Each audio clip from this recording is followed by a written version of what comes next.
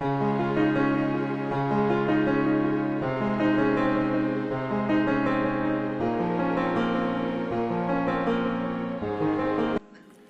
President, my distinguished colleagues, I rise on a matter of personal and collective privilege to uncover schemes surrounding a systemic problem in our country, one that submerges our nation not just in floodwaters, but in depths of corruption.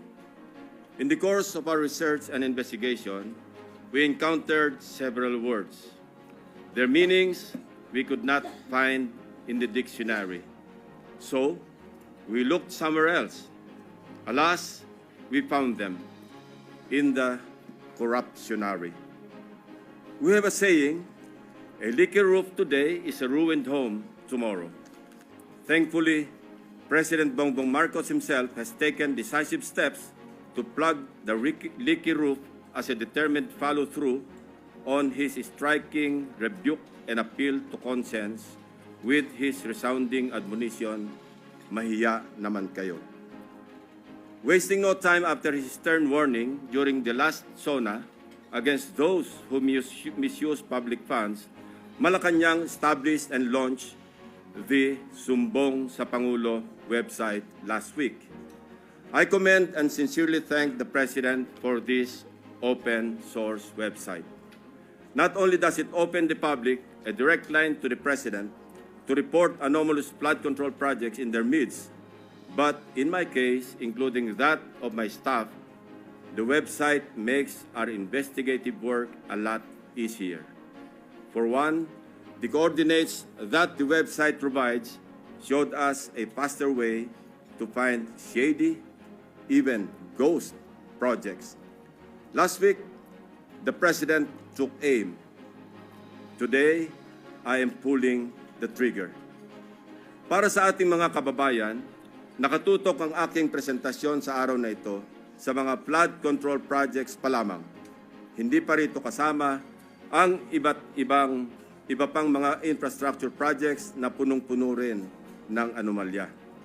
Isa-isahin natin ang mga impormasyong aming nakalap sa mga nakalipas na linggo mula sa aming sariling pag-aaral at pagsasaliksik, na suportado ng mga impormasyon mula mismo sa mga DPWH officials at insiders, pati ilang contractors, kasama na rin ang open sources. Una, ang kalakaran ng ilang mga kontratista at mga kasabwat nila sa gobyerno na sa paghahati-hatian ng pondo, kasama na rin ang mga termino o codes patungkol sa kanilang modus. Pangalawa, ang mga palpak na proyekto dahil sa paggamit ng substandard na materyales, kasama na ang mga kontratistang nasa likod nito. Pangatlo, ang mga proyektong lantarang inaangkin bilang congressional insertions. Pangapat, ang patuloy na pagbaha sa iba't ibang lugar na narating namin kahit taon-taon ay paulit-ulit na binubuhusan ng bilyon-bilyong pondo. At ang pinakahuli, ang mga tinatawag ng Pangulo na guni-guni o ghost projects na aming nahukay. For over 15 years, from 2011 to 2025, we appropriated more than 1.9 trillion pesos for flood control management program under the budget of the Department of Public Works and Highways alone. Sa loob lamang ng 3 taon, mula 2023 hanggang 2025, higit 1 trillion pesos ang ating inilaan sa ilalim ng 3 naipasang budget measures para sa flood control. Halos 53% ng kabuuang pondo sa loob ng 15 taon. When we are speaking in trillions of pesos, we should expect our streets and low-lying communities to be flood-free when the rains pour. Gayunpaman, sa paghagupit ng magkakasunod na habagat at mga bagyong Krising, Dante at Emo, ilang linggo pa lamang ang nakalipas, kasamang winasak at inanod ng baha ang bilyon-bilyong pisong halaga ng mga flood control projects na halos bago at kakukumpleto pa lamang na dapat sana ay nagbigay proteksyon sa ating mga kabahayan at komunidad. Corruption has been so pervasive and systemic that doing so is like a piece of cake. And when I say piece of cake, I mean that funds for a specific project are divided, shares vary depending on greed, big parts swallowed by corrupt operators, both from the public and private sectors, leaving only crumbs for actual project implementation. May ilan pa ngang proyekto, hindi man lang nagtira para sa taong bayan. Ang tawag ng Pangulong Marcos dito, guni-guni o ghost projects. Mr. President, let me illustrate an example of the pie sharing in a severely corrupted project. Nais kong bigyan diin na hindi ito representasyon ng lahat ng kalakaran sa flood control projects sa buong Pilipinas. While the pillaging pattern is relatively the same, the pie sharing varies depending on the level of greed. Ihiwalay muna natin ang mga regular o legal na buwis at insurances na automatic na binabawas sa mga proyekto. 5% value-added tax, 2% withholding tax, 1% para sa bonds and insurances at 1% materials testing. Ibawas na rin natin ang allowable contractor's profit na 8 to 10%. Halimbawa, sa 100 million piso na pondo para sa flood control project, kung ibabawas ang maximum allowable deductions, nasa 82 million ang matitira para sa proyekto. Pero hindi pa rito nagtatapos, Mr. President. Kakatayin pa ang budget para sa mga lagay, commissions, SOPs, at iba-iba pang terminong binubuo para sa shares ng mga korap. Sa mga halos magkakaparehong impormasyon na aming nakalap, ganito kagarapal ang sistema sa hatian ng isang maanumalyang proyekto. 8 to 10% para sa mga opisyal ng DPWH. Swerte na daw kung pumayag ang district engineer na 6% lamang ang parte niya. May ekstrang 2 to 3% pa na parte ang district engineering office kung may sosobra sa contractor's profit. Na-compute na rin kasi ng district engineering office ang tutubuin ng contractor mula sa project at sinisiguro na nila na sosobra ito sa allowable profit para mayroon pa silang kukubrahin. Ang tawag nila rito, reseta. Reseta dahil ang presyo na itinakda ng District Engineering Office ay nakasulat at napagdesisyonan na. Parang gamot, Mr. President, lulunukin na lang ng contractor. 5 to 6% para sa mga miyembro ng Beach and Awards Committee or BAC. 0.5 to 1% para sa COA. Mr. President, meron pa ngayon tinatawag na passing through or parking fee na aabot sa katumbas na 5 to 6% ng pondo. Ito ang itinuturing na royalty, ang tawag sa lagay na ibinibigay sa politikong may kontrol sa distrito kung saan iimplementa o itatayo ang proyekto. Lo and behold, Mr. President, 20 to 25% ang karaniwang napupunta sa funder o project proponent na politiko.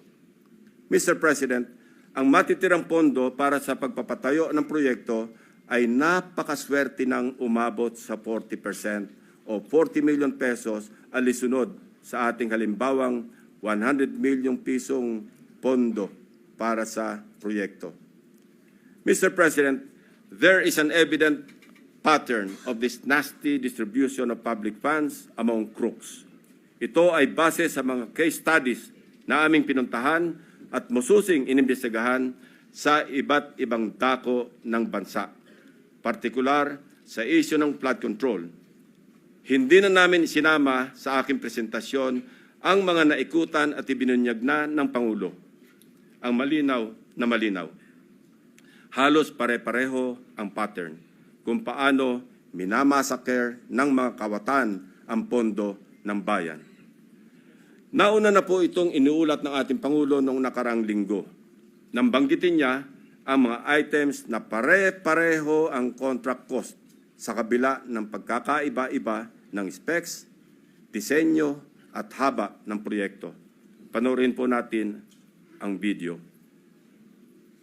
Pag sinabi, may 50 project, pare-pareho, 150 million lahat. Pare-pareho lahat. Imposible yan.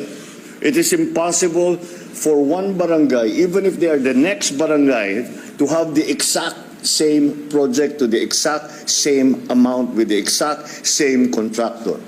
Imposible yan. Sa parlance po na ang nakakaalam lamang ay ang mga kasali sa gulangan sa pondo. Ito po ang tinatawag na distinct. Distinct ang mga budget items na makikita sa General Appropriations Act at awarded contracts na may pare-parehong halaga para sa magkakalapit man o magkakalayo na proyekto. Distinct dahil ayon sa aming mga informants sa loob ng DPWH at kinumpirma ng ilang contractors, coded na budget ito para mayroong pagkakakilanlan ang mga quote-unquote may-ari ng proyekto. Para sa mga nakakaunawa, ang ibig sabihin po ay akin yan. Sa Bulacan First Engineering District na pinamumunuan na magkasunod na tinanggal sa pwesto na sina dating District Engineer Henry Alcantara at ang pumalit sa kanya na si Bryce Hernandez. Napag-alaman naming talamak ang ganitong kalakaran. Bakit? Sapagat ayon sa mga contractors at DPWH officials na nakipag-usap mismo sa akin at aking staff, ang dalawang ito ay halos pareho lang ang pagmamahal sa pera. Napabalita pa nga kamakailan na ang isa sa kanila ay nakakapagpatalo ng 100 milyon sa isang kasino dito sa Metro Manila.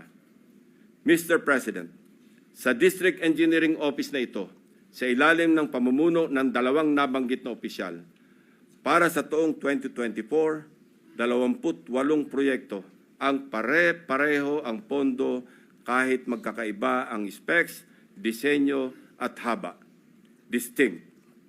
Babalikan po natin, Mr. President, mamaya ang lalawigan ng Bulacan na aming maituturing na pinaka-notorious pagdating sa anomalya ng flood control projects base sa aming mga findings. Unahin muna natin ang kaso ng questionabling flood control project sa lalawigan ng Pampanga. 4 years now, the riverbank mitigation project in Candating, Arayat, has been the face of a failed flood control project. Tuwing umuulan, panay ang aray ng mga taga-Arayat sa pag-apaw ng ilog na hindi mapigilan ng flood control. Mr. President, binisita ng aking mga staff ang Arayat nitong nakaraang 2 linggo lamang na tinamaan din ng hagupit ni Emong at nagdulot na naman ng pagguho ng ilang bahagi nito. Take note, Mr. President, katatapos lang ng panibagong repair nito noon lang Hunyo ng kasalukuyang taon, 2025. Sa itsura ng structure, tila baga hindi binibigyan pansin ng gobyerno ang Candating. Pero kung babalikan natin isang taon pa lamang ang nakakaraan o noong Agosto 2024, may gumuho ng flood control matapos mahagupit ng monsoon. Mr. President, a review of the budget books shows that we started funding the construction, rehabilitation of slope protection along Pampanga River, Candating, Arayat, Pampanga, way back in 2018. Let me give a rundown. In 2018, we already spent 20 million pesos on a project for the construction, rehabilitation of slope protection along Pampanga River, Candating section, Arayat. Kalaunan, nasira. Since then, it has become a cycle, Mr. President. We used the people's tax money to repair it in 2023 for a contract price of 91.6 million pesos. It was repaired again by another year's tax money in 2024. This time, not once, but twice, 91.8 million for phase 1 and 91.4 million for Phase 2. Take note, 20 million pesos lang ito sa una at original construction. If the original construction cost was only 20 million pesos in 2018, why did the repair cost balloon to 350% or 91 million in 2023 and another 183 million pesos in 2024 or an overall increase of 815%? Aba, at nawili na ang funder ng Edmarie Construction na siyang palaging nananalong kontraktor sa Kandating, Arayat, Pampanga noong 2023 at 2024. Naglagay pa ulit ng 100 million pesos ngayong taon. Buti na lang, pinigil ng Malacanang ang pag-release ng pondo.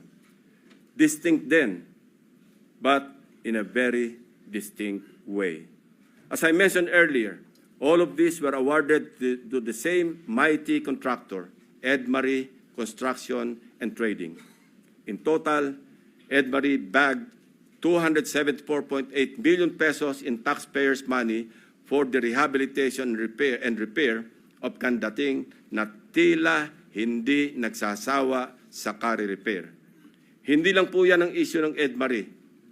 How can this contractor, with an unusual share of controversies, including being delisted as DHSUD builder in 2023, be trusted to rebuild its own consistently collapsing project, which has evidently come with great cost and loss to the government?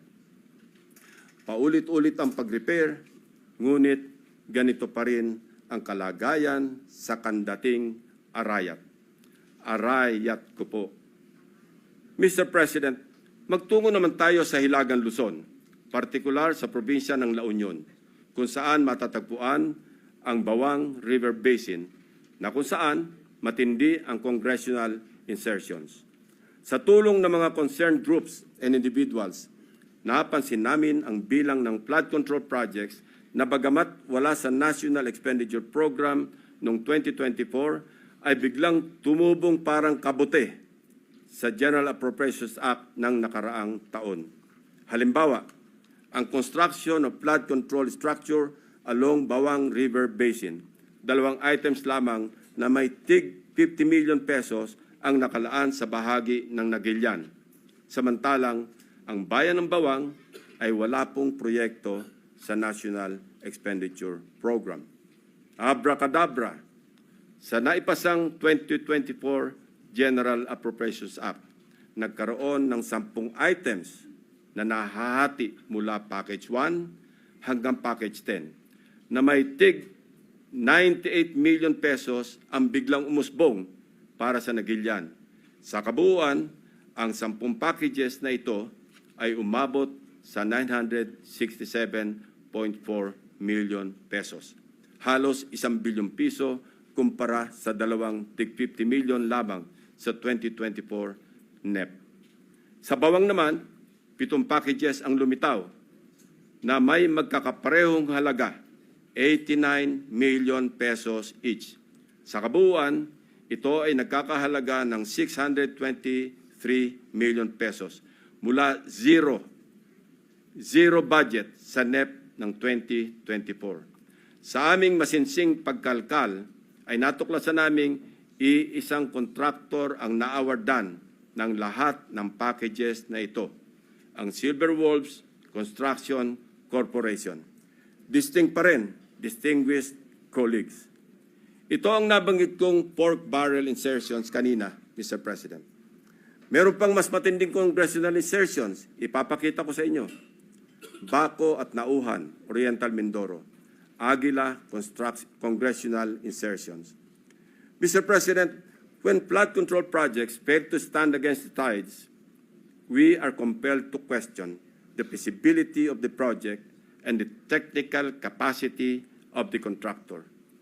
But what if an elected congressman or a political group claims ownership of the project? Is it not both proper and necessary to scrutinize their motivations and examine the extent of their involvement, and perhaps to hold them responsible. This explains the logic why I am insisting to make transparent the identities of the proponents of the insertions from the House GAB, Senate version, and all the way to the BICAM. If they claim something as theirs, should they not also be accountable for its failures? Mr. President, I raise the question because of the evident congressional banners we observe alongside many projects in Nauhan and Baco, both in Oriental Mindoro.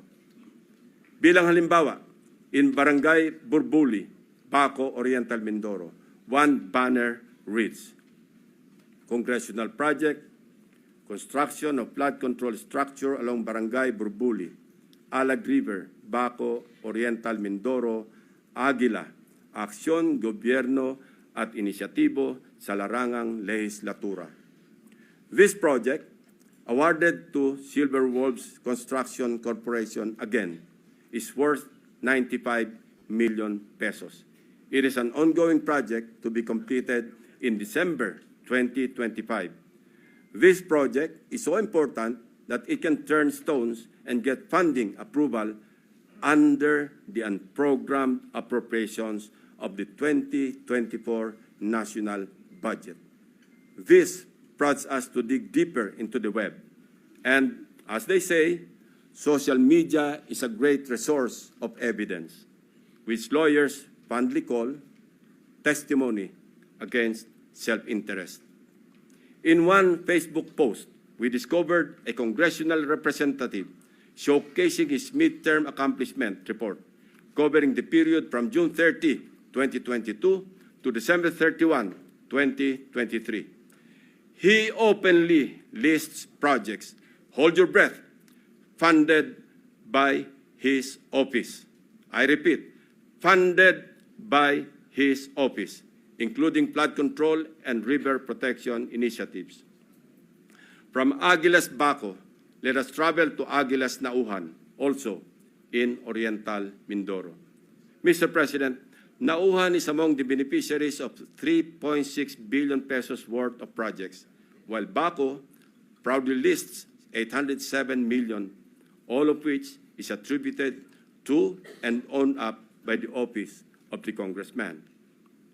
Hindi lamang po ito ang maswerteng napondohan. Isa pa sa pinagmamalaki ng mga pag-angking congressman ay ang flood control structure sa Butas River upstream, Barangay San Jose, Nauhan, Oriental, Mindoro. We took time to visit the project, Mr. President, which he referred to as a national project through congressional allocation. The project was awarded to Raymond Builders for 231 million pesos at hinugot pa rin ito sa unprogrammed funds. Dalawang projects na po ito ng Aguila na natuklasan naming mula sa unprogrammed funds, isa sa Barangay Burbuli at isa sa Barangay San Jose. Sa tagal ko na rin pong nagbubusisi ng pambansang budget, ang pagkakaalam ko po, masalimuot ang proseso ng paggamit ng unprogrammed appropriations under the Special Purpose Fund para mag-augment sa ilang items under the regular budget. Hindi po madaling ma-access ito. Dapat A, may excess revenue collections, or B, new revenue collections, or C, those arising from new tax or non-tax sources, or D, approved loans para sa foreign-assisted projects. Mahaba din ang requirements dito, Mr. President. So, ano kaya ang taglay na agimat ni Congressman? What gives, Mr. President? Kung saan may multimillion projects, dumadapo ang Aguila. Pero lubog pa rin sa baha ang nadadapuan ng Aguila. Isa lamang po ito sa napakaraming banners at social media posts ng congressional insertions ng mga politiko na naglipana sa iba't ibang bahagi ng bansa. Mr. President, ituloy na po natin ang diskusyon tungkol sa aming mga obserbasyon sa lalawigan ng Oriental Mindoro.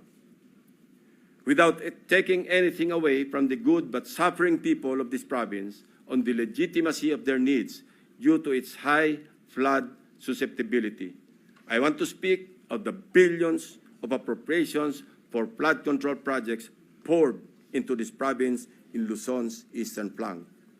Mr. President, when someone gets the largest share of the pie, we naturally ask why, especially if such a price comes from the taxpayers' tab.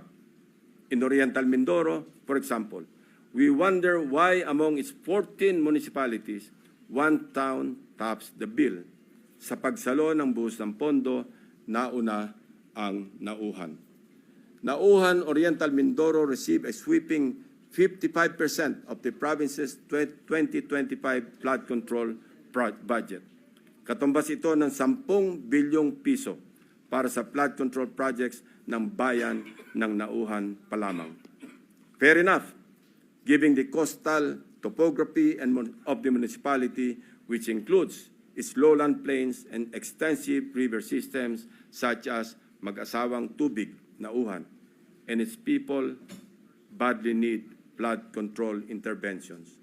However, the magnitude of its budget allocation in the last 3 years alone, amounting to approximately 19 billion pesos and nearly doubling each year, raises concerns regarding Nauhan's curious case.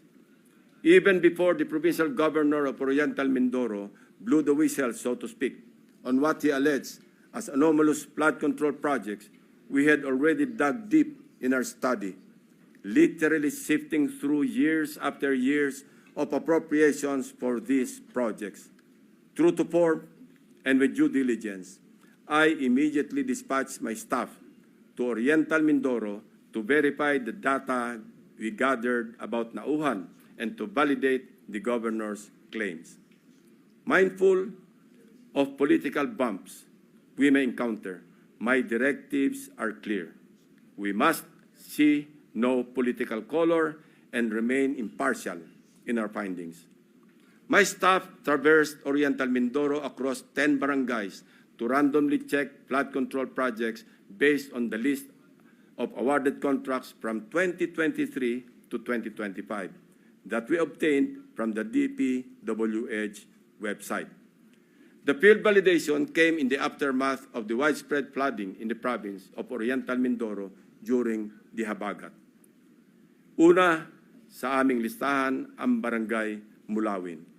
Sa 70 barangay ng Nauhan, Oriental Mindoro, ang Barangay Mulawin ay nakakuha naman ng 1.9 billion pesos. Sino kaya ang makapangyarihang funder sa Barangay Mulawin?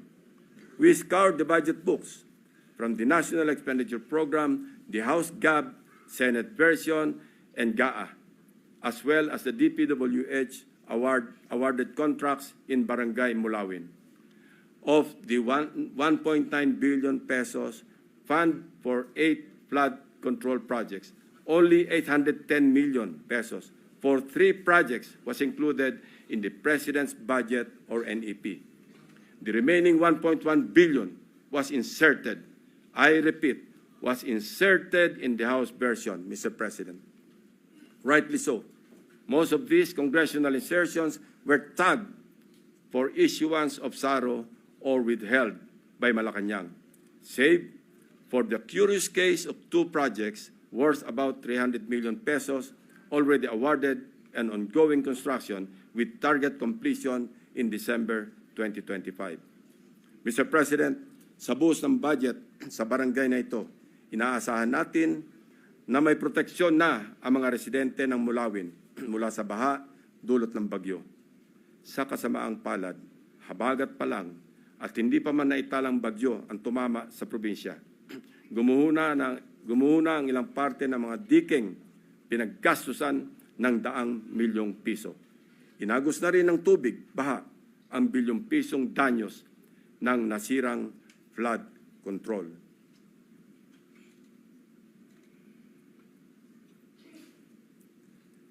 Ito mismo ang parehong barangay na gustong inspeksyonin sana ni Governor Dolor noong nakaraang Sabado lamang, kung saan napabalita ang pagharang sa kanya ng security personnel sapagkat ayon daw sa kontraktor ng proyekto, kinakailangan ng written approval mula sa DPWH bago makapasok ang sinuman sa construction area.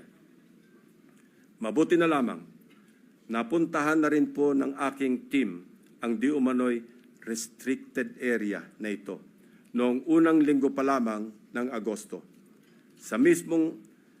Actually pinagbawalan din ang aking staff na lumapit sa proyekto. Pero sapat na ang kuha ng aming drone upang makita ang mga depekto ng construction dito.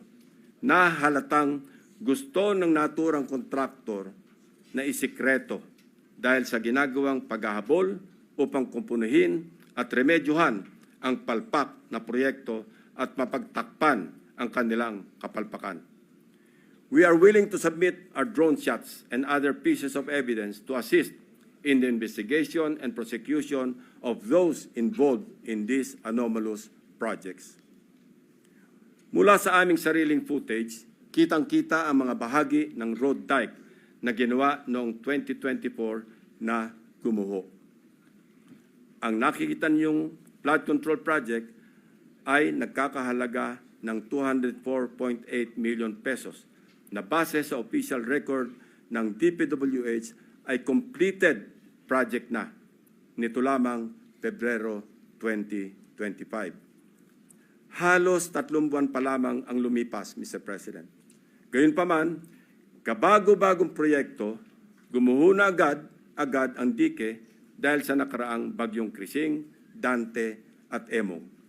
Kasama ang lagpas 200 milyong pondo na inalaan dito. Sa kahabaan pa rin ng Bukayaw River, natagpuan naman namin ang isa sa mga congressional insertion na nagkakahalaga ng 137 million at inaasahang matatapos ngayong Disyembre. Kasabay ng hagupit ng habagat, inanod na rin ang malaking bahagi ng binubuong dike. We heard grim stories about why these structures fall easily. From the improper embankment mix of gravel, sand, and stones, sheet piles cut in half, and lower-grade reinforcement steel bars. Tinipid, sinadyang minali, at shortcut ang pagkagawa. Sad reality, Mr. President, is mayroon na rin silang standard para sa substandard. We go to another top-billing barangay, Barangay Tagumpay. Barangay Tagumpay, still in Auhan, is another case of flood control. Sa taong 2023 at 2024, halos abot kamay na ng mga taga-barangay Tagumpay ang Tagumpay na layunin nitong maging ligtas sa mga pagbaha dahil sa halos 2.55 billion piso na pondong nilaan dito. Binubuo ito ng 10 proyekto sa paggawa ng road dike sa mag-asawang Tubig at Bukayaw River. Sa ulat ng gobernador na bineripika ng aking mga staff, ang mga bahagi ng bilyones na proyektong ito, 2 beses na pong nasira ngayong taon. Ang pinakamalala nitong nakaraang bagyong Emong. Sa mga larawan o video nakuha ng aming team, kapansin-pansin nga naman na imbes na graba, buhangin at simento, buhangin ang laman ng structure na ito. Kaya naman, ayon din sa mga residente, sa sandaling magkabutas, mabilis na pumapasok ang tubig at kinakain ang ilalim. Sa aming pag-iimbestiga, hindi rin daw di umano masusunod o nasusunod ang dapat na lalim ng pagbabaon ng mga sheet piles na magiging suporta ng buong road dike. Isa pa sa nakita namin, ang Barangay Inarawan na dumanas rin ng pagguho ng bahagi ng river dike. Sa aming pagsisiyasat, isa ang barangay na ito sa pinakamaraming buhos ng proyekto noong 2023 at 2024. Tumabo po ito ng 1.764 billion piso para sa construction ng road dike sa kahabaan ng mag-asawang Tubig. Sa lahat ng proyektong nilaan sa Barangay Inarawan, tanging ang SunWest Incorporated ang nakakopo ng mga proyekto. Ito ang kontraktor na una na nating narinig sa ulat ng Pangulo bilang pangwalo sa mga kontratistang nakakuha ng pinakamarami at pinakamalaking kontrata sa flood control. Mr. President, sinuyod din namin ang ilang pangbarangay na binuhusan ng pondo, ngunit hindi pa rin nakaligtas sa daluyong ng pagbaha dahil sa karamihan ay substandard, gumuho at hindi napanindigan ang pagiging flood control structure. Ilan sa mga ito ang mga sumusunod na ipapakita natin. Sa Barangay Pinagsabangan 2, higit 228 milyong piso ang pondong nilaan, pero ang reklamo ng mga residente, putol-putol ang paggagawa ng river control. Malaking bahagi rin ito ang gumuho ng nagdaang habagat. Sa Barangay Melgar, nirereklamo ng mga residente ang mababaw na pagkakabaon ng mga bakal sa ginagawang dike. Sa taong ito, 3 coastal road shore protection ang itinatayo na ang suma total ay papalo sa halos 693 milyong piso. Sa Barangay Arangin, mayroon ding ongoing projects na nagkakahalaga ng 109 million. Ngunit hindi pa man tapos, ay nasira na ulit dahil sa habagat. Mr. President, for 3 years, 19 billion na pondo ang ibinuhos para sa flood control sa Nauhan. Umaapaw ang pondo pero lubog pa rin sa baha ang mga Nauhenyo. Ano nangyari, Mr. President? Kaninong mga bulsa inanod ang buwis ng taong bayan? Kung sa Oriental Mindoro gumuguho ang mga proyekto, mamaya po, Mr. President, ipapakita namin ang mga lugar naman na walang makikitang gumuguho. Hindi dahil sa matitibay ang paggagawa, kundi dahil hindi talaga maaaring gumuho ang guni-guni o ghost projects. Mr. President, sa Kalapit Barangay, sa Barangay Apitong, isa sa mga proyektong matyagang hinanap ng aking team ay ang construction of road dike along Mag-asawang Tubig River, Sitio Dique, Barangay Apitong, Section, Nauhan, Oriental, Mindoro, na na-award sa Elite General Contractor and Development Corporation. Ang halaga ng kontrata, 192.99 million pesos. Ayon sa dokumentong ito, mula sa DPWH website, completed na po ito. Ngunit, nang puntahan ng aking team, wala po silang nakitang proyekto sa Sitio Dique. Ayon din po sa pahayag ng mga residente, wala pong flood control na ginawa noong nakaraang taon sa kanilang sitio. Ang alam lang nila, mayroong gagawin pa lamang ngayong 2025. Nasaan ang halos 193 million na pondo sa Sitio Dique noong 2024? Eksakto ang lokasyon na aming pinuntahan sapagkat consistent ito sa coordinates na nakalathala sa DPWH at sa sumbong sa Pangulo website. Guni-guni o guni-guni? Mr. President, distinguished colleagues, tuloy-tuloy na po tayo sa usapang guni-guni sa mga proyekto sa lalawigan ng Bulacan. Nasabi ko nga kanina ay ang pinaka-notorious sa aming mga case studies na sa ulat na rin ng mga taga DPWH officials at insiders at ilang contractors ay minumulto ng humigit kumulang 30 guni-guning proyekto. Una sa aming pinuntahan, ang siyudad ng Malolos, kung saan kitang-kita ang labis na pagbaha sa kabila ng una ng napaulat na buhos ng pondo sa probinsya. Isa sa aming binisitang proyekto ng aking team sa Barangay Calero ay ang construction of riverbank protection na may kontratang nagkakahalaga ng 77 million pesos. Ang kontraktor nito, base sa record, ay Wawaw Builders at tag as completed as of October 2024. Gamit ang coordinates sa sumbong sa Pangulo website, madali naming natunton ang lokasyon ng proyekto. Inabutan po namin ang flood control structure na ayon sa mga residente ay sinimulang gawin ngayong taon, 2025 lamang. Ibig sabihin po, ang pondo nito ay nasa taong 2025, hindi 2024. Sigurado kami sapagkat iba ang contract ID nito base sa DPWH billboard na inyong nakikita sa screen. Kinumpirma din po ng mga residente na walang flood control project na ginawa sa lugar noong 2024. Ang malaking tanong, ano ang riverbank protection structure na pinondohan at sinasabing completed dito? Ito po bang nakikita nating puting pader sa screen? Pader nga po yan, Mr. President. Perimeter fence ng subdivision. Mr. President, sari-saring gimmick, makapandaya lang ng milyones sa kaban ng bayan. Magtungo tayo sa susunod na barangay, Mr. President. Lula ng bangka, binagtas ng aking mga staff ang barangay Babatnin upang hanapin ang riverbank protective structure na pinondohan noong 2024. Ito ay nagkakahalaga ng 77 million pesos ulit na nakuha naman ng Darcy and Ana Builders. Mayroong flood control project na kumpirmado rin sa mga online videos na nahanap namin.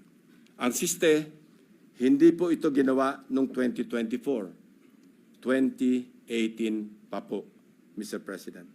Pinondohan din ito noong 2021, 2023, at 2024. Ayon sa mga residente, ang huling pagsasaayos dito ay nangyari noong 2023 na substandard din ang pagkakagawa.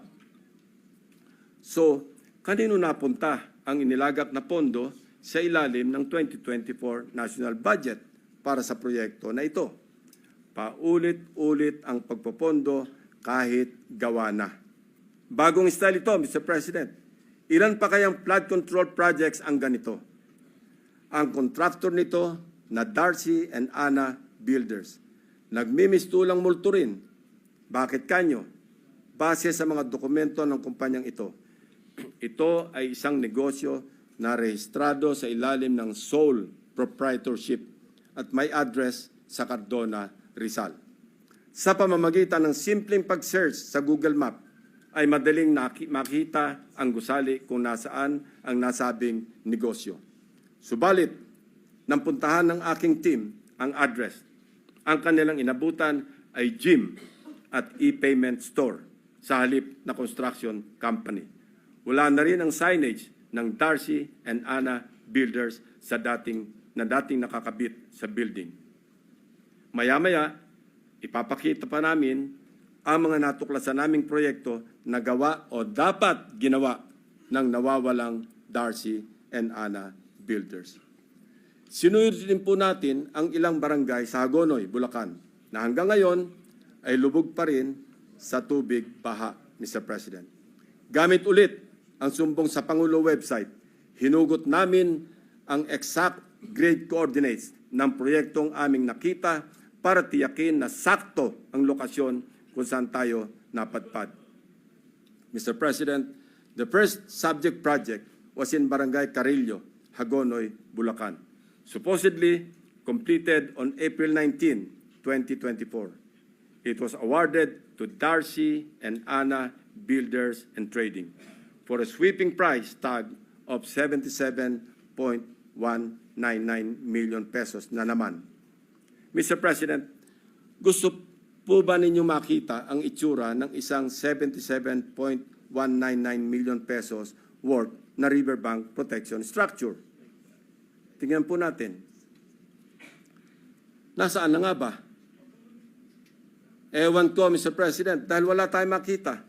Kahit ano pang suyod ang gawin namin, hindi namin makita o mahagilap ang flood control project ng Darcy and Ana Builders. Hello, Darcy. Ang Ana and Ana, nasaan ang flood control? Tumawid naman tayo sa Barangay Abulalas, sa bayan pa rin ng Hagonoy. Silipin natin ang tatak Darcy and Ana Builders Flood Control Project. Sinuong ng aking team ang baha sa Barangay Abulalas, Hagonoy para hanapin ang proyektong Construction of Riverbank Protection structure mula sa Darcy and Ana na nagkakahalaga ng 77.199 million pesos na naman. Ito po ang tumambad sa amin, Mr. President. Nakikita niyo po ba ang pagkakatayo ng flood control structure?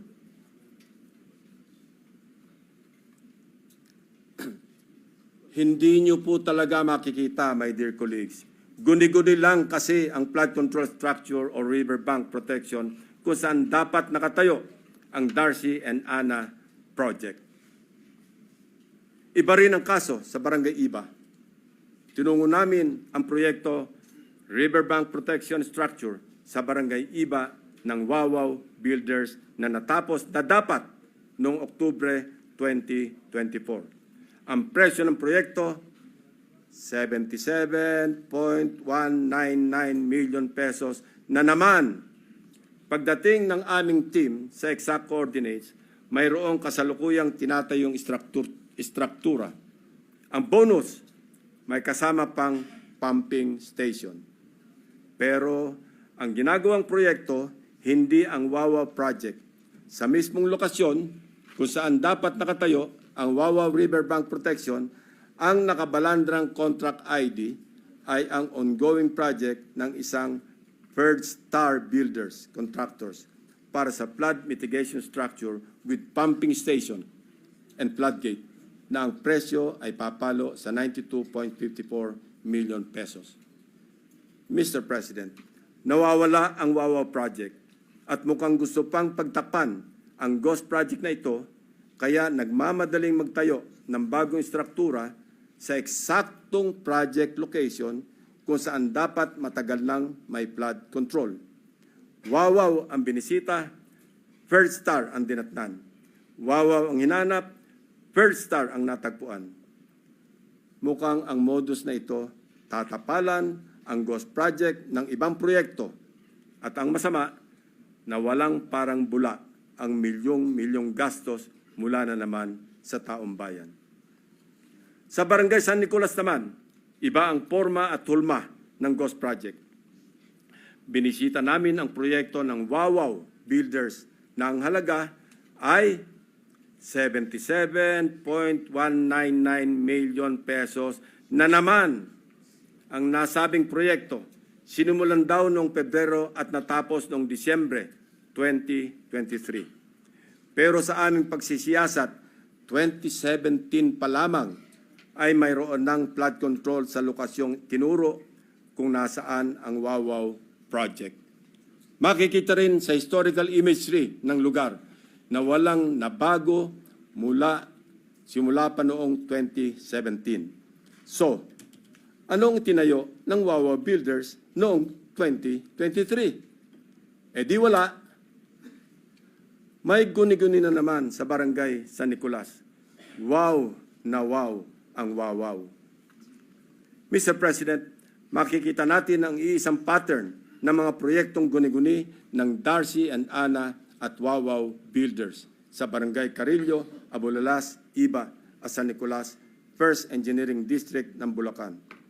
Pare-parehong contract price, 77.199 million pesos. Pare-parehong riverbank protection structure, pare-parehong guni-guni. Very distinctly ghost projects.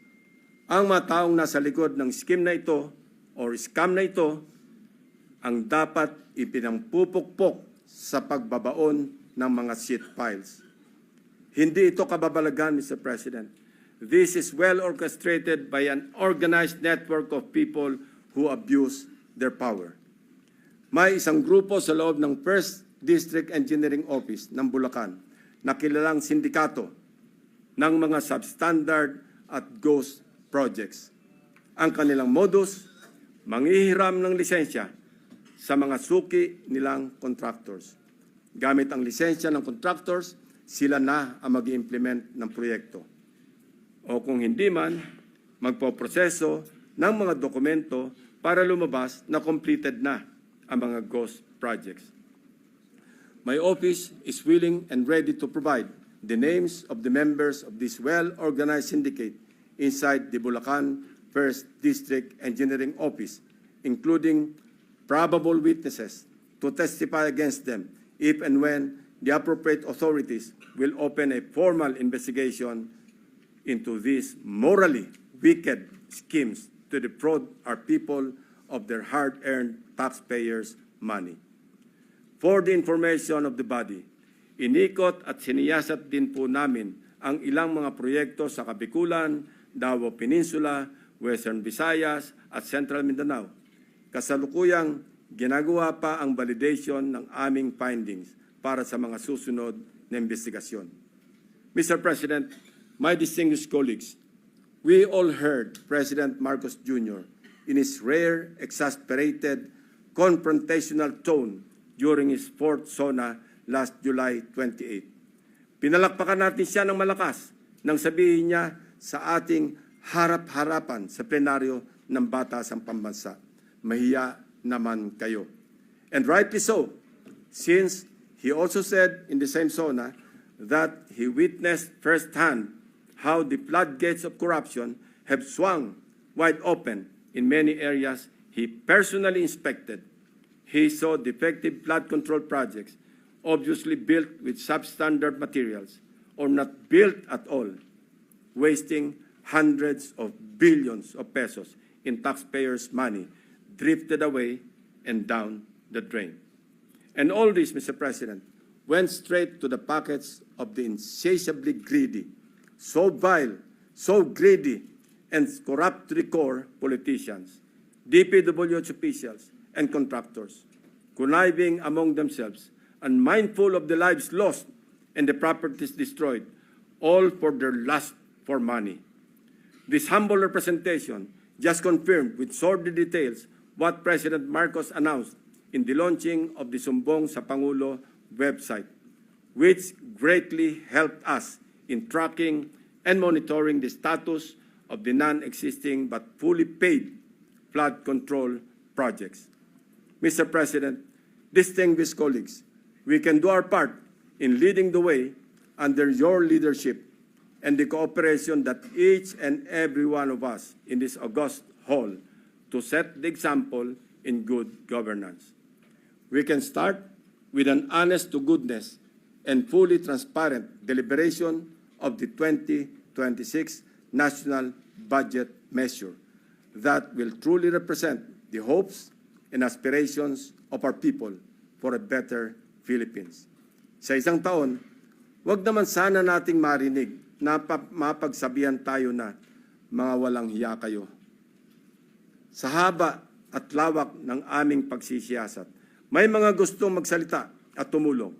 District engineers na napipilitang ipa-implement ang mga binagsak na project sa kanilang distrito na hindi naman sila ang nagplano kaya hindi naisama sa National Expenditure Program. Subalit, dahil nagmula sa mga insertions ng mga tinaguriang funders sa Kongreso, mga contractors na kapit sa patalim dahil sa bulok na sistema ng talamak na lagayan, tali ang mga kamay dahil sa kanilang pakikisama na kasalalay ang kanilang hanap buhay. At higit sa lahat, mga taong bayan na nais ipaabot ang kanilang hinaing. Madami din sa mga nakausap namin ang handang pangalanan ang mga tiwaling opisyal ng gobyerno na tunay na nasa likod ng mga milagro sa flood control. Ang halos nagkakaisang tanong nila na mahirap kong saguting mag-isa.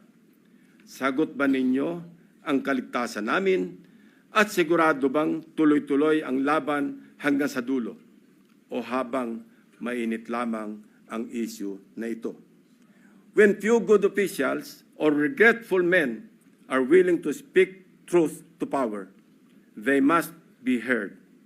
They must be seen. They must be protected.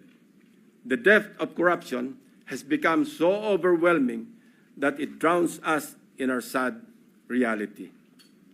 More than flood control, what the Filipino people badly need to see is greed control. Thank you, Mr. President.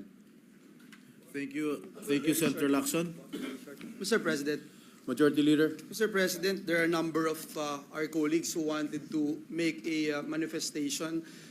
May I just be allowed to give a very short manifestation considering, Mr. President, the situation where I come from, Mr. President. I hope you understand. Yes, please With the proceed, indulgence of our colleagues. Please proceed, Majority Yeah, Leader. Mr. President, this will be just very short. I just wanted to put on record, Mr. President, na nakapanlulumo, nakakagalit at nakakakulo ng dugo, Mr. President, na marinig at makita right before our very eyes yung pong mga hindi ko kayang sabihin na malademonyong proyekto. Dahil sabi nga ho ni Senator Lacson, guni-guni hindi na makita. Siguro ito po yung dahilan kung bakit for the past 3 years, siguro naiintindihan na ako ni Senator Bato, ni Senator JV, the past 3 years, bakit ako nang gagalaite. 3 taon ko na po itong sinasabi, itong mga kalokohan sa flood control program. Mr. President, ginahasa po ng flood control program ng gobyerno ang aming lalawigan sa Bulacan. Nakakalungkot po, Mr. President, sapagkat pag tinignan nyo rin po itong 2025 flood control budget, Mr. President, yung binabanggit po ni Senator Ping na pare-pareho po yung amount, ganito pa rin po. Total of 14 billion sa lalawigan ng Bulacan. Mr. President, nandito po yung ilang mga mayors natin. Nandito po si Mayor Bong, si Mayor ng Balagtas, Mayor ng San Miguel, Bulacan. Nandito po sila para suportahan ang Senado, para magkaroon ng no nonsense, no secret cows, Mr. President, na investigasyon at masiguro na magkaroon ng hustisya ang aming minamahal na lalawigan. Mr. President, gusto ko lang pong i-put into the record that we thank the gentleman from Cavite, Mr. President. We have been looking forward to seeing him here in the Senate dahil alam natin, Mr. President, may mangyayari na dito sa ating ginagawang investigasyon at mapapanagot ang dapat mapanagot. And again, I appeal to the members of this august chamber to help not only our great province of Bulacan but also all provinces in the Philippines. Maraming salamat, Ginoong Pangulo. May I give the floor to our minority leader who is seeking the floor, Mr. President. Thank you, Majority Leader. Before I recognize the Minority Leader, the Chair would also like to thank Senator Lacson for his bombastic privilege speech and congratulate him. Congratulations, Senator Lacson. Minority Yes. Leader. Thank you, Mr. President. Aside from congratulating and commending Senator Ping Lacson, I was discussing this with him earlier. We indeed commend him because he's under the weather.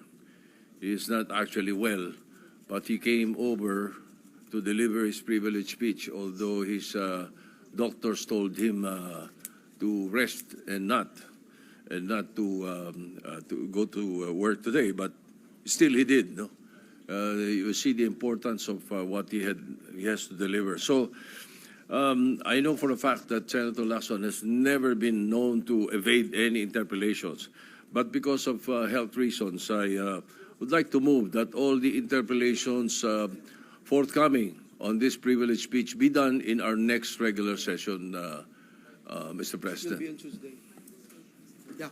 Yes, Mr. President. What does the Majority Leader say? We are in full understanding, Mr. President, of our good colleague who is more than willing to entertain questions, Mr. President. We all know that. And he's more than willing to entertain questions, Mr. President, by Tuesday, Mr. President, when we resume session. Mr. President, there are a number of senators who would like to make a short manifestation. May I move that we recognize the gentleman from Tarlac, Senator Bam Aquino, Mr. President. The gentleman from Tarlac, Senator Bam Aquino, is recognized. Thank you, Mr. President. Unang-una po sa lahat, nais kong magpasalamat kay Senator Lacson sa kanyang presentation at alam ho natin na napakahalaga ng issue na ito na malaman ho natin kung saan napupunta yung pondo sa flood control at nakikita naman po natin na bilyon-bilyong piso na ang nawawala na dapat napupunta sa taong bayan. So, Mr. President, upon the suggestion of the Minority Floor Leader, I will hold off my interpellations for the next session and instead just manifest my support and congratulations to the good gentleman from Cavite. Thank you very much, Mr. President. Thank you, Senator Aquino. Thank you, Majority Mr. Leader. President. Next to make a short manifestation is the gentleman from Palawan, Senator Erwin Tulfo. I move that he be recognized, Mr. President. Senator Erwin Tulfo, the gentleman from Palawan, is recognized. Mr. President, this representation fully supports Senator Ping Lacson's call to demand full accountability for the disturbing anomalies in our flood control projects. Kahapon lamang po sa Senate Blue Ribbon Committee na pinamunuan ni Senator Marcoleta na siwalat ang sandamakmak na ghost flood control projects. Kawalan ng master plan at pagpabor sa ilang mga probinsya, gayong hindi naman po kasama sa listahan ng mga flood-prone areas. Nakakapanlumo dahil sa kabila ng bilyon-bilyong pondong inilaan sa flood control projects na ito, ay marami pa rin sa ating kababayan ang nalulubog sa baha. Sa DPWH pa lamang po ay meron na tayong inilaang halos 996.5 billion pesos o halos 1 trilyon, Mr. President. Ito ay mula sa GAA sa ilalim ng Flood Management Program. Hindi pa po kasama rito ang budget na inilaan sa DNR, MMDA at iba pang mga ahensya para rin sa pagkontrol ng baha. Ulitin ko po, this is nothing less than a grand robbery of our nation. It is for this reason, Mr. President, that I also filed Senate Resolution number 31, which seeks to investigate reported abuse of flood control programs and related projects. Senate Resolution number 70, which seeks to investigate illegal construction of structures and waterways in Palawan. And Senate Bill number 769, which seeks to institutionalize Metro Manila Drainage Master Plan as a long-term strategy for drainage infrastructure development. Mr. President, harap-harapan na pong niyanakawan ang taong bayan dahil sa kakulangan ng pananagutan. Our people deserve no less than truth, transparency, and justice. Huwag na po nating hintayin na lumubog ulit ang bayan bago tayo kumilos. Let's build a Philippines that doesn't just survive the floods, but rises above it. Maraming salamat, Mr. President. Thank you, Senator Tulfo. Majority Leader. President, next to make a short manifestation is our Deputy Minority Leader, Senator Risa Ontiveros. I move that she be recognized, Mr. President. The Deputy Minority Leader, Senator Risa Ontiveros, recognized. Salamat po, Mr. President. Mr. President, I applaud the sponsors' courage in bringing to light these harrowing and urgent issues of large-scale corruption. Kaisa niyo po ako sa labang ito, Senator Ping. May nabasa po ako sa Facebook, Mr. President. The Philippines is not poor. We are plundered. I could not agree more. Ang Pilipinas po ay hindi isang mahirap na bansa. Biktima lang tayo ng kalat at sistematikong pagnanakaw.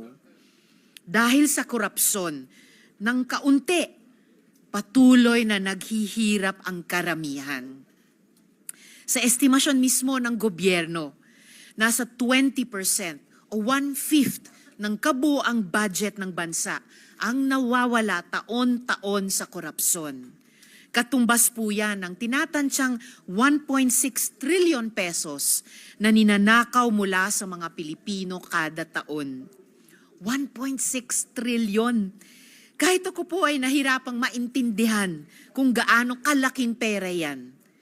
Chineko po, at sa 1.6 trillion pesos, pwede na tayong mamigay ng tig-1 milyong piso sa 1.6 milyon na tao. Nakakalula po. Lahat na yan habang nalulunod na ang mga karaniwang Pilipino.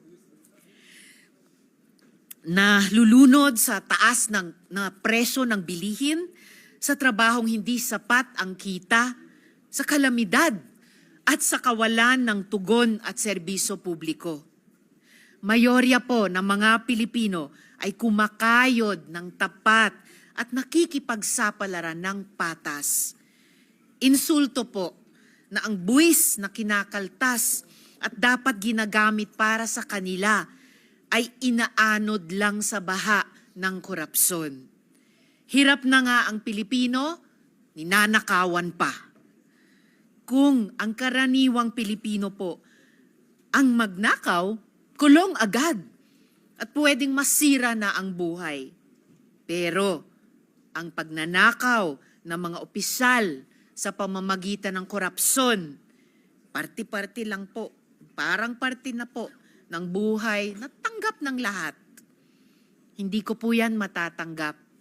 At makakaasa po si Senator Lacson sa pag-usisa sa isyung ito. Salamat po, Senator Ping. Mabuhay po kayo at pagaling po kayo ng lubos. Salamat po, Mr. President. Maraming salamat, Senadora Hontiveros. Yes, Mr. President, Senator Pia Cayetano is also seeking the floor. May I move that she be recognized, Mr. The President? gentlelady from Taguig, Senator Pia Cayetano, is recognized. Thank you, Mr. President. Just a short manifestation. Sa Tuesday pala magpapatuloy ang ating debates. Mag-i-interpellate din po tayo. I just want to join our colleagues in expressing my disgust and I am at a loss for words sa napakasamang sitwasyon na binunyag ni Senator Ping Lacson. Papasalamat tayo sa kanya na pinakita niya to and in very detailed ang kanyang presentation. Ako po ay taga Tubong Bulacan din, kaya si Senator Joel, I attest to the fact na bagyo-bagyo na lang, hindi ko sasabihin taon-taon kasi kung ilang beses tayo daanan ng bagyo, ilang beses din siya tatayo at mag-e-express ng lungkot, galit sa walang katapusan na bagyo, tapos panay ho ang punta niya dyan, walang katapusang pagre-relief efforts, na samantalang pala itong mga relief efforts natin, hindi na pala kailangan gawin kung nagawa lang ito ng maayos. I personally am shocked that pwedeng mangyari yung gano'n na paulit-ulit lang na pinupondohan ang Ghost Project o di naman kaya paulit-ulit na binabalikan lang ang proyektong sobrang substandard. Tapos yung pala yung sabi nga ni Senator Ping, may standard na ang substandard. We owe the Filipino people better. Lahat ho tayo, we have, now that napakita ito, siguro tuloy-tuloy na ang paglalabas ng mga contractors na sangkot dyan. Hindi ho ako involved sa hindi ako familiar din sa budget ng DPWH, pero I am familiar with the project sa education at saka sa health. At kahit doon po, paulit-ulit naming sinasabi sa mga state universities, pati sa mga DOH officials, na pagka yung contractor hindi nakaka-deliver, huwag nyo nang ulitin, huwag nyo nang i-delist nyo na yan. Kaya yung pinakita kanina na yung pangalan ng contractor, delisted na siya, pero nabigyan pa rin ng project. Paano ba nangyayari yung mga ganon? Definitely, ibig sabihin, may kasangkot na government official, whether sa level ng lokal or sa level ng national. Kaya sa darating na mga araw na iimbestigahan pa rin ito at magkakaroon pa ho tayo ng debate, sana mas mabigyan ng liwanag because the Filipino people do not deserve this kind of public service from their officials. Thank you very much, Senator Ping Lacson, for bringing this to our attention. Thank you, Senator Pia Cayetano, Majority Leader.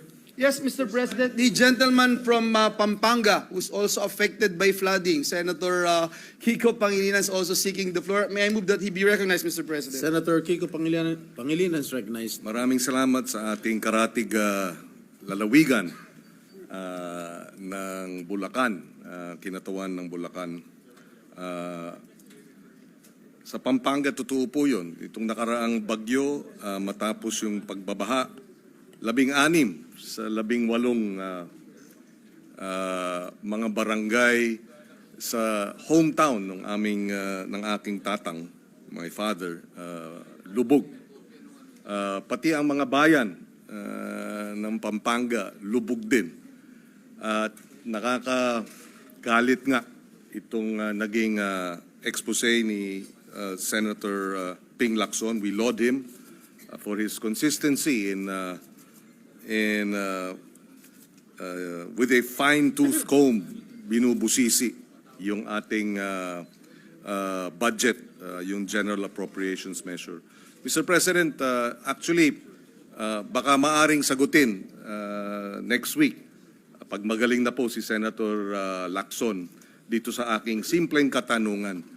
Sa ganitong katinding trilyong pisong halaga ng pagnanakaw sa gobyerno sa ilalim ng public works, Ang magiging tanong ko sa Martes sa privilege speech ni Senator Lacson ay, bakit hindi pa nagre-resign yung Secretary ng Public Works?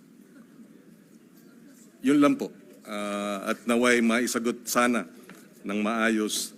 Kung hindi man ni Senator Lacson, baka dapat yung Secretary of Public Works ang sumagot. Maraming salamat po.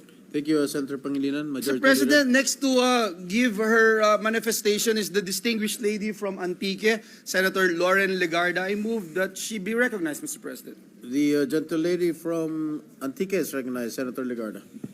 Thank you, Mr. President. I rise today in support of the privileged speech of our esteemed colleague, Senator Ping Lacson, and I echo his outrage at the corruption that continues to stain our flood control programs and many other public projects. Billions and possibly trillions of pesos are lost.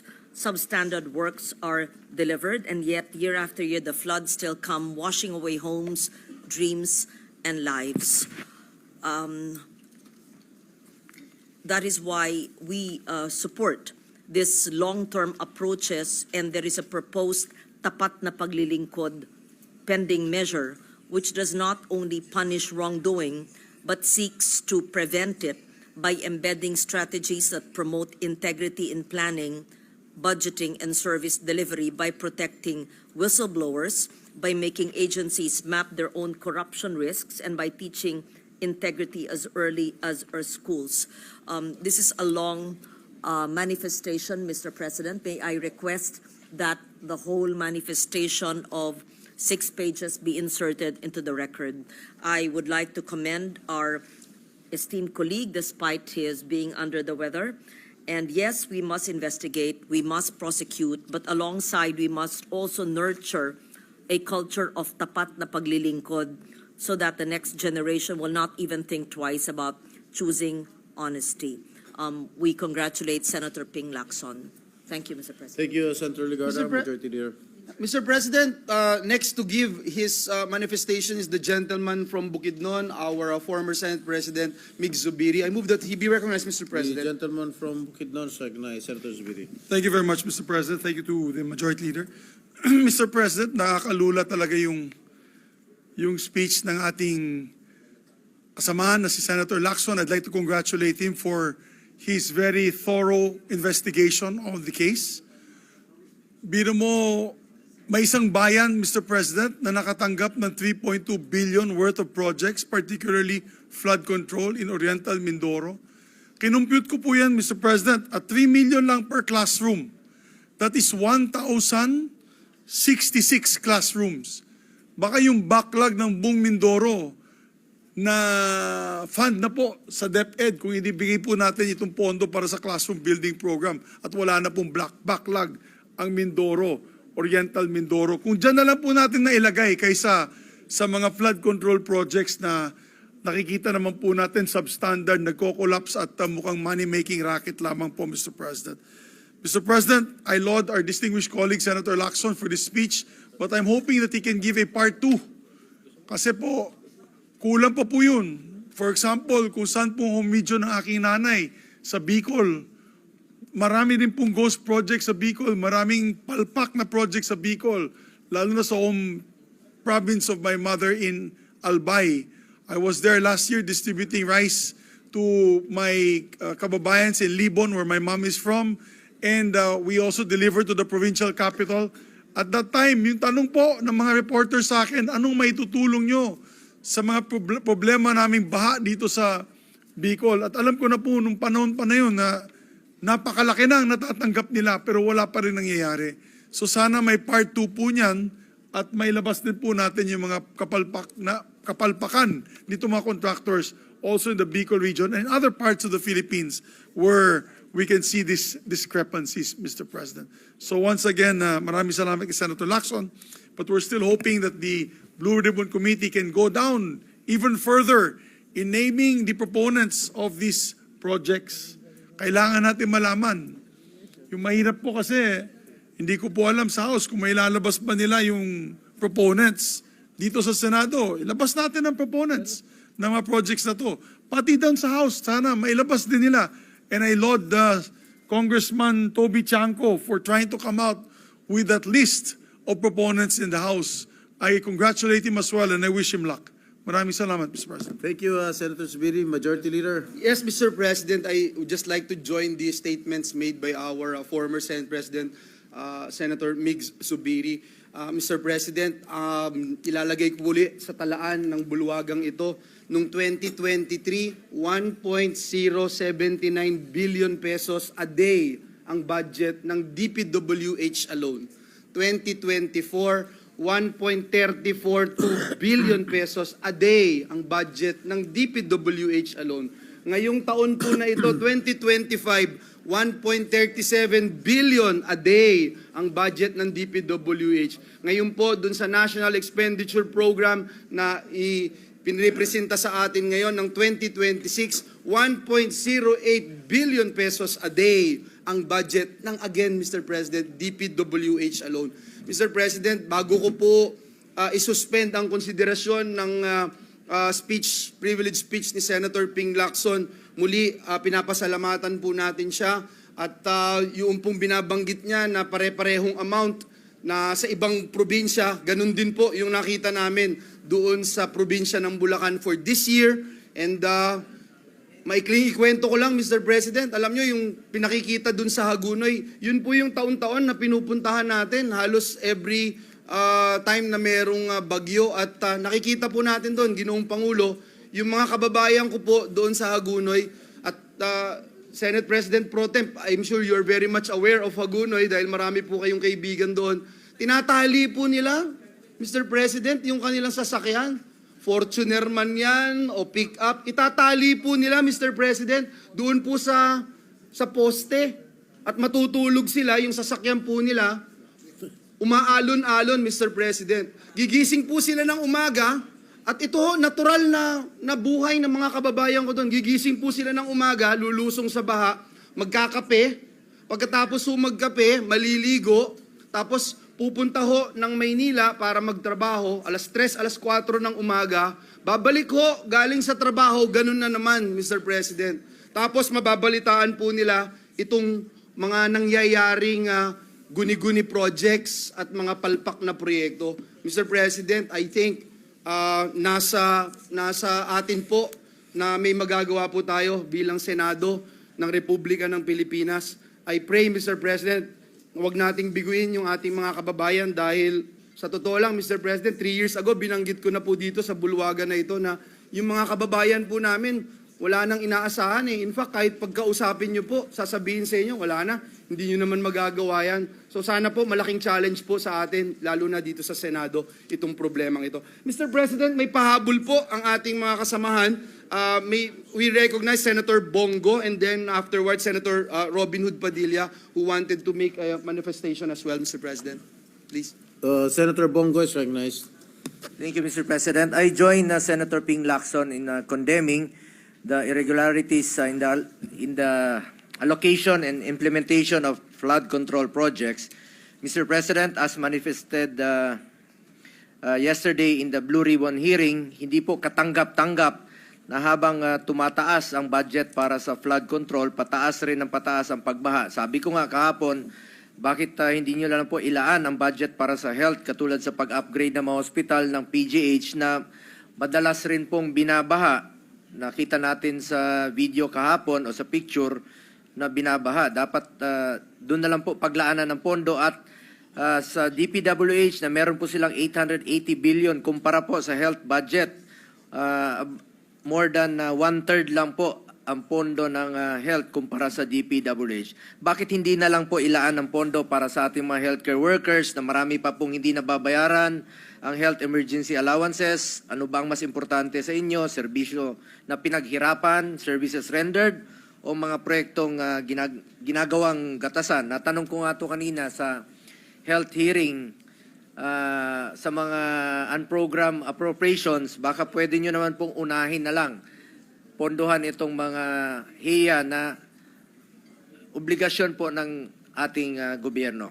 In light of recent events, President Marcos Jr. has launched an investigation on the implementation of flood control projects in the past years. Sa mga inireport ng Pangulo, malinaw na may anomalya dito, malinaw na may systematic na ang modus dito mula sa pag-identify ng mga proyekto hanggang sa pagpondo ng mga ito at pag-implementa ng mga proyekto. Mr. President, sa totoo lang po, noon pa lang, 2023, August 9, hiningi na natin sa DPWH ang kanilang accomplishment report, master plan at strategic prioritization sa kanilang mga flood control projects.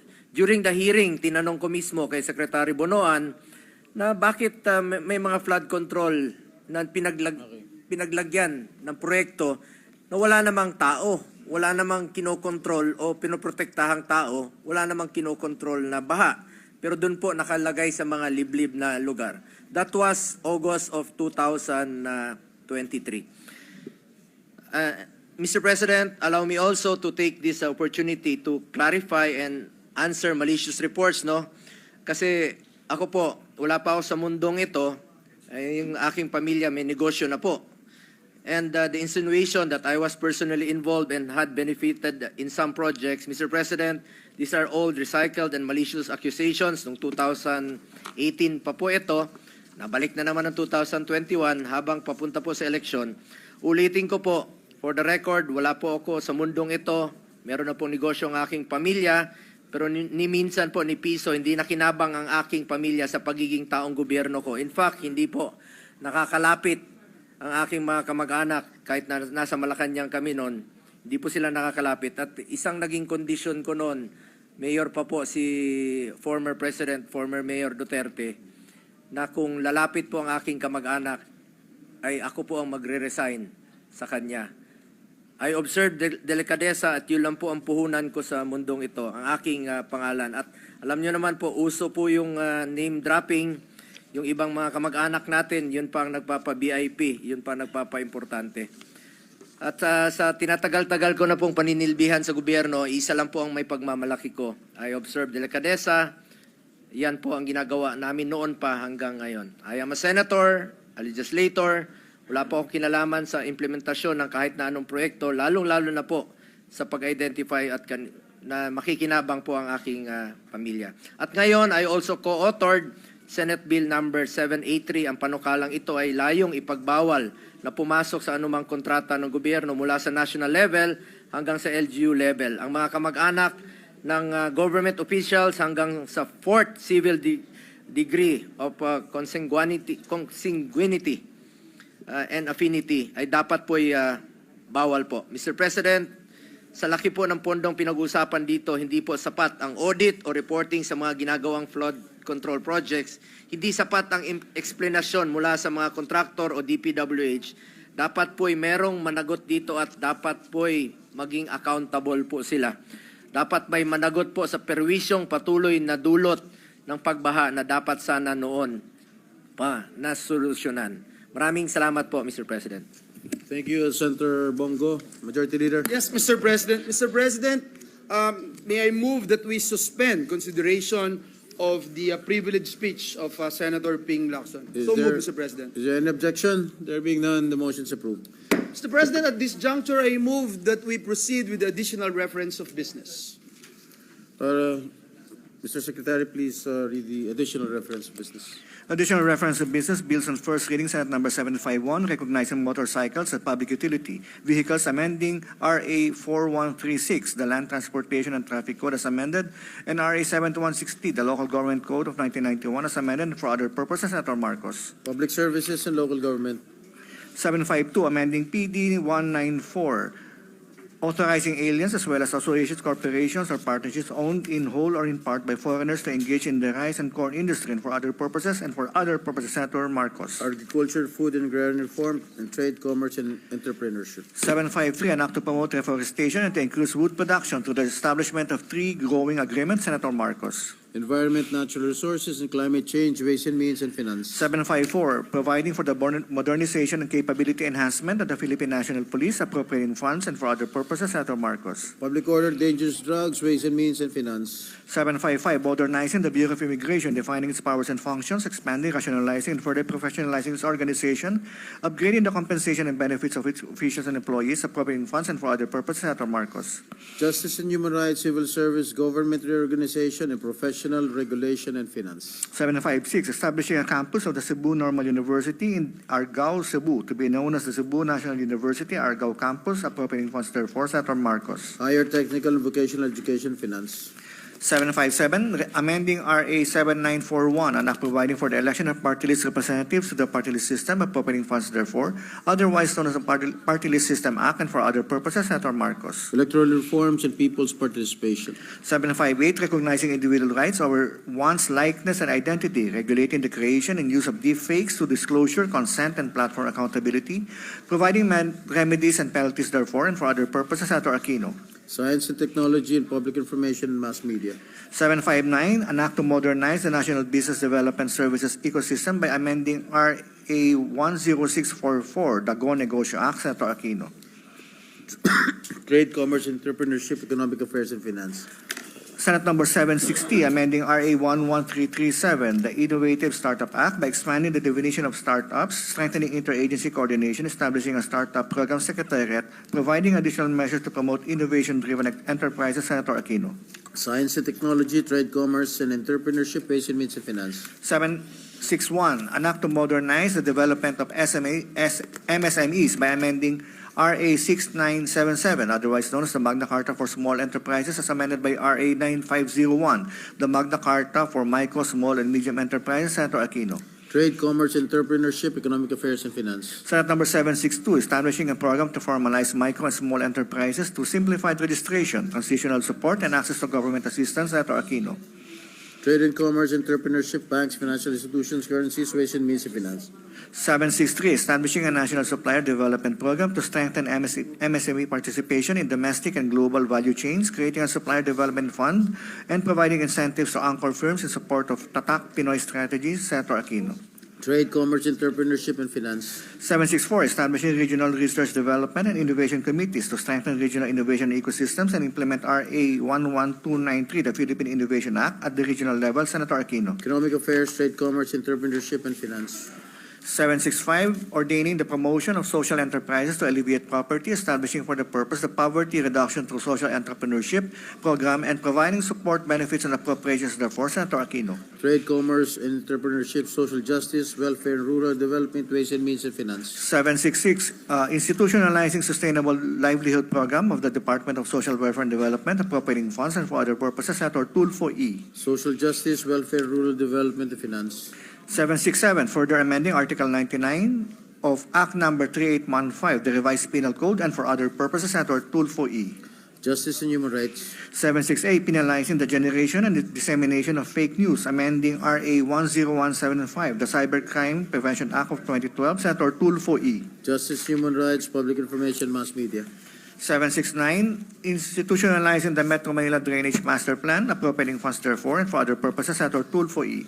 Public Works, Sustainable Development Goals, Innovation, Futures, Thinking, and Finance. 770, implementing the people's right to information and the constitutional policies of full public disclosure and transparency in public service, and for other purposes. Senator Ejercito. Public Information, Mass Media, Civil Service, Government Reorganization, Professional Regulation, Finance. 771, institutionalizing a varsity sports program in elementary and secondary schools, and for other purposes. Senator Villanueva. Basic Education, Sports, and Finance. 772, amending RA 7309, an act creating a board of claims under the DOJ for victims of unjust imprisonment or detention and victims of violent crimes, and for other purposes. Senator Padilla. Justice, Human Rights, Social Justice, Welfare, Rural Development, and Finance. 773, mandating the establishment of a 20-year sports excellence roadmap to strengthen grassroots sports programs and develop world-class elite athletes, appropriating funds and for other purposes. Senator Cayetano P. Sports and Finance. 774, an act instituting a national land use policy, providing the implementing mechanisms therefore, and for other purposes. Senator Cayetano P. Sustainable Development Goals, Innovation, Futures, Thinking, and Finance. 775, strengthening the incentives for private sector participation in public educational institutions, amending RA 8525, the Adapa School Act of 1998. Senator Cayetano P.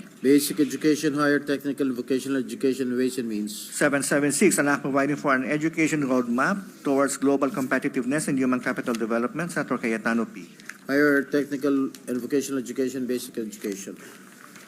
777, instilling and strengthening the sense of patriotism and nationalism among the youth through the institutionalization, development, and administration of fundamental and specialized programs in the basic education curriculum in all public and private educational institutions, Senator Cayetano P. Basic education. 778, recognizing the civil effects of church annulment decree, Senator Cayetano P.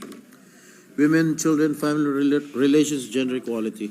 779, recognizing the foreign decree of termination of marriage and allowing its subsequent registration with the Philippine Civil Registry, amending EO 209, the Family Code of the Philippines, Senator Cayetano P. Women, children, family relations, gender equality. 780, authorizing the DOH to set and approve the bed capacity and service capability of all DOH hospitals, Senator Cayetano P. Health and demography, finance.